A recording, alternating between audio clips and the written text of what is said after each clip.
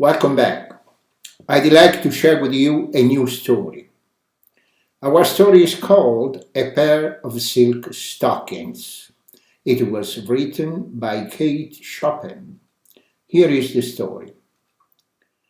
Little Mrs. Summers one day found herself the unexpected owner of $15. It seemed to her a very large amount of money. The way it filled up around one money holder gave her a feeling of importance that she had not enjoyed for years. The question of investment was one she considered carefully. For a day or two, she worked around in a dreamy state as she thought about her choices.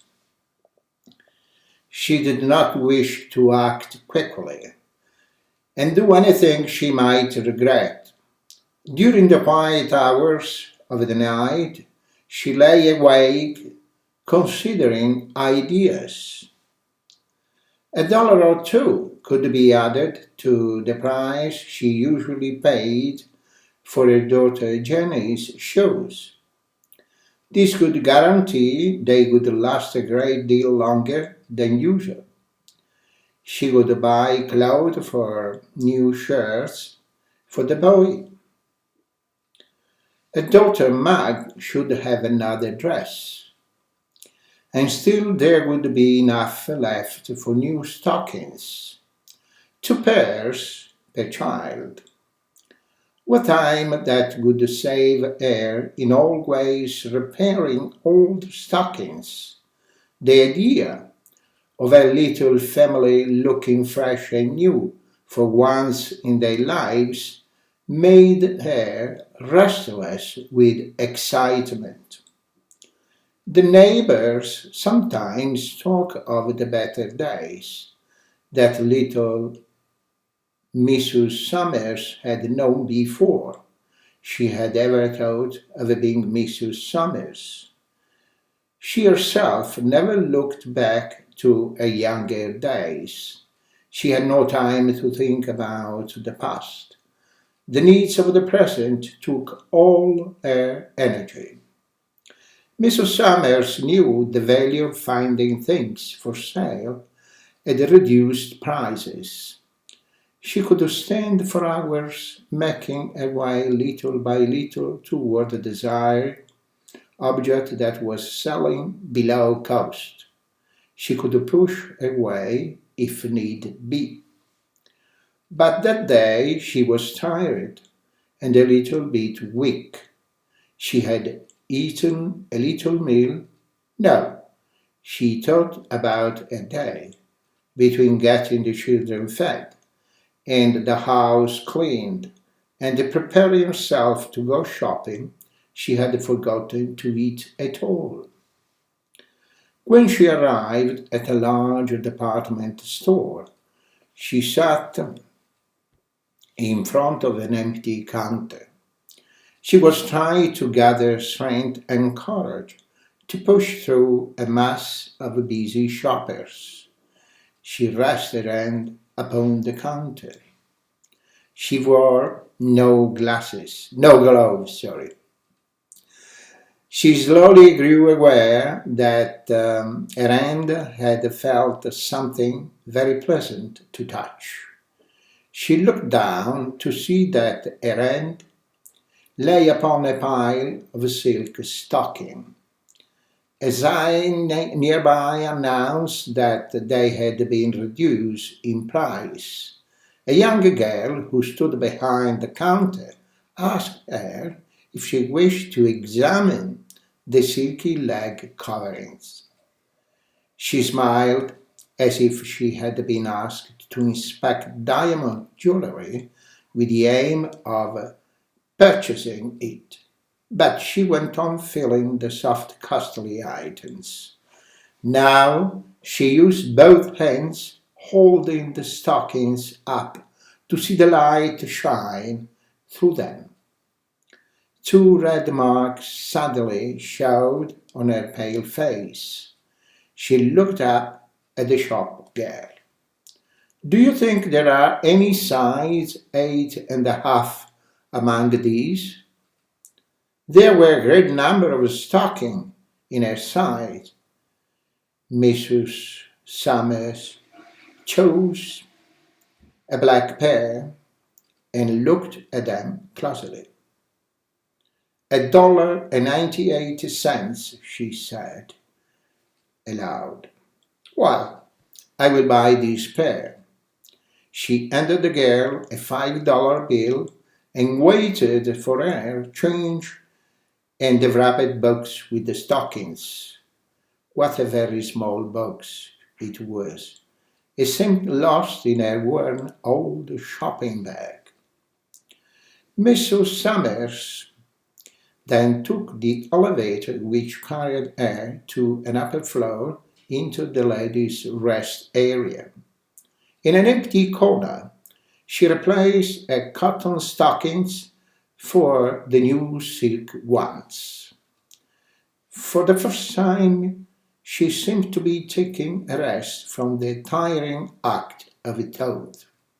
She had let herself be controlled by some machine-like force that directed her action and freed her of responsibility. How good was the touch of the silk on her skin! She felt like lying back in the soft chair and enjoying the richness of it. She did for a little while, then she put her shoes back and put her old stocking into the bag. Next, she went to the show department, sat down, and waited to be fitted. The young shoe salesman was unable to guess about a background. He could not resolve a worn old shoes with a beautiful new stocking. She tried on a pair of new boots. She held back her skirts and turned her feet over one way and her head another way as she looked down at the shiny pointed boots. Her foot and ankle looked very lovely. She could not believe that they were a part of herself. She told the young salesman that she wanted an excellent and stylish fit. She said she did not mind paying extra as long as she got what she desired. After buying the new boots, she went to the glove department. It was a long time since Mrs. Summers had been fitted with gloves. When she had bought a pair, they were always bargains, so cheap that it would have been unreasonable to have expected them to be fitted to her hand. Now she rested her arm on the counter where gloves were for sale. A young shop girl drew a soft leather glove over Mrs. Summers' hand. She smoothed it down over the wrist and buttoned it neatly.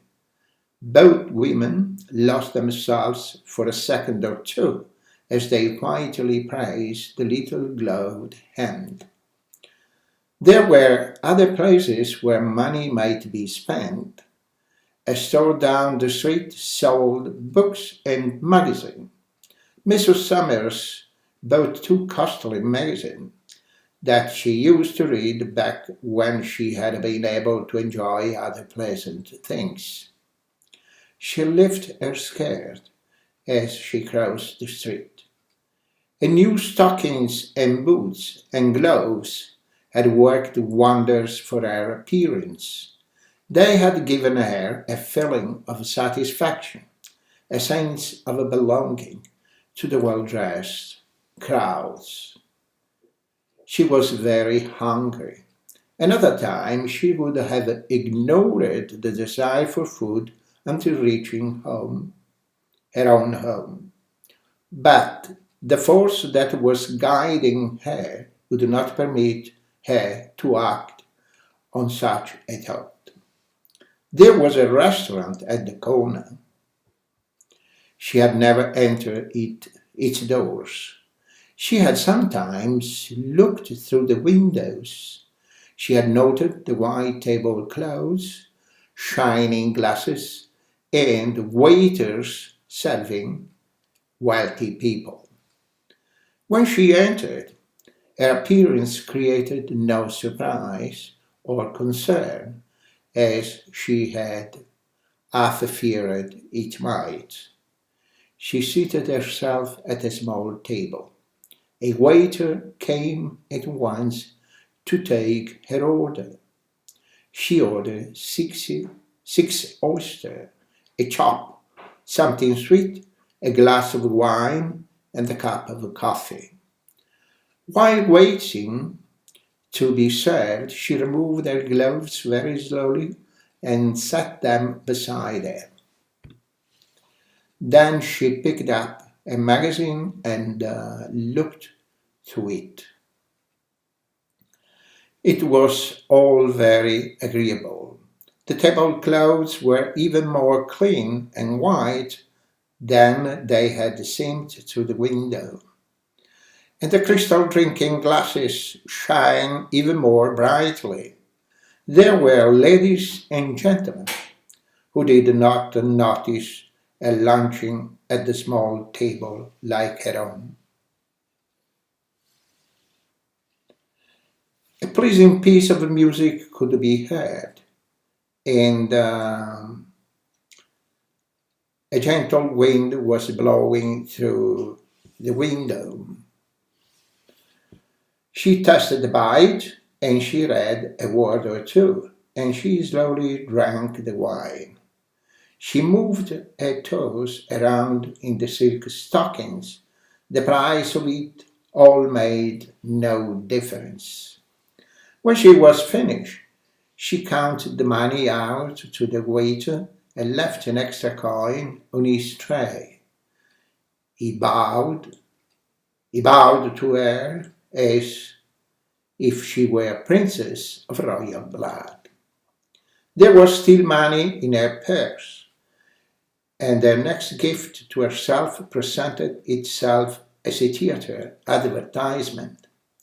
When she entered the theatre, the play had already begun. She sat between richly dressed women who were there to spend the day eating sweets and showing off their costly clothing. There were many others who were there only to watch the play. It is safe to say there was no one there who had the same respect that Mrs. Summers did for her surroundings. She gathered in everything, stage and players and people, in one wide sensation. She laughed and cried at the play. She even talked a little with the women. One woman wiped her eyes with a small square of lace and passed Mrs. Summers a box of candy. The play was over, the music stopped, the crowd flowed outside. It was like a dream ended. Mrs. Summers went to wait for the cable car. A man with sharp eyes sat opposite her. It was hard for him to fully understand what he saw in her expression. In truth, he saw nothing, unless he was a magician. Then he could sense a heartbreaking wish that the cable car could never stop anywhere, but go on with her forever. And that's the story. Hopefully, you appreciate. See you next time. Thank you for watching.